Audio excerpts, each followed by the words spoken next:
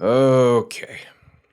So, um, I like to stay positive on this channel. I like to speak well of all the creatures and movies that I sort of review and sort of go through the trouble to draw out for you guys. And I don't want to step on anyone's toes because your favorites aren't always my favorites, but we all love what we love. And this is a happy, supportive community. Okay, Godzilla 98, Godzilla 98. Yeah, so I don't need to go on a huge screaming tirade about this movie because number one, there is no shortage of fan hate that has been going on in the 25 years this movie has existed. And number two, oddly enough, there is a very vocal section of the kaiju fan base that actually loves this movie. Now, why they love it, maybe it's nostalgia, maybe they saw it when they were kids, and they're the same kind of folks who swear that The Phantom Menace is a great movie too, and, don't crap on my childhood, and that's fine. That's totally fine. There's a lot of stuff that I liked as a kid that I look back on now as pretty dumb, but whatever, if it gets you in the warm and fuzzies, that's totally fine, but now we have to work our way back and address Godzilla 1998. So, yeah, okay. Film analysis aside, because what's the point at this? Why bother at this point? There are so many critics who have really analyzed why this film doesn't work so much better than I could. I can just tell you that my experiences.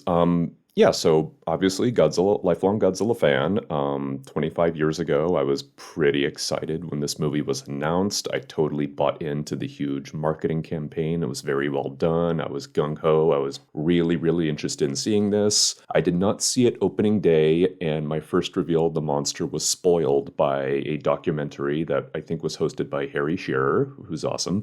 But the documentary gave away what the monster looked like, and I remember just being absolutely crushed that this thing was this thing. I mean, okay, a lot of people defend this design, and as a monster, it works fine. It's an interesting design. I don't know about the gigantic Bruce Campbell chin, but whatever. Bruce Campbell's cool.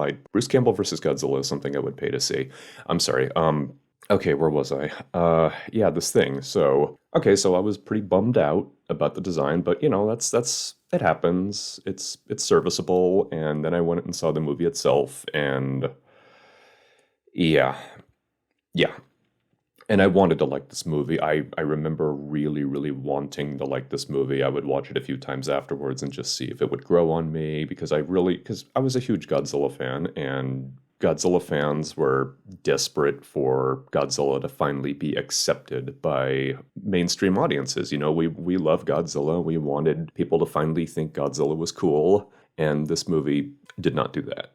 Does the movie work even outside of being a Godzilla adaptation? And I've heard people defend it just saying, as long as you pretend it's not Godzilla, it's fine. Or if you just look at it as a remake of Beast from 20,000 Fathoms, it's fine. And honestly, it doesn't. It's still not a good movie.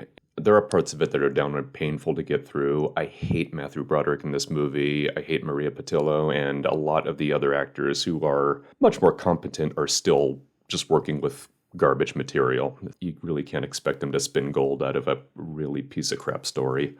I think one of the best examples I can think of just how hard this movie is to get through is the last time I think I saw it was during one of the Riff Tracks live screenings when they did get their chance to tackle Godzilla 98, which we all thought, oh, that's going to be good. Mike, Kevin, and Bill are really funny comedians, and they are capable of making a lot of crappy movies into fun, but even this one seemed to get the best of them, because around the 2/3 mark, they started running out of steam, and I remember even at the Riff Tracks live screening, it just died. It just so much of the energy that was fueling the first half of the movie. They just ran out of clever things to say about it because this movie just goes on and on and on, and it really is a slog to get through.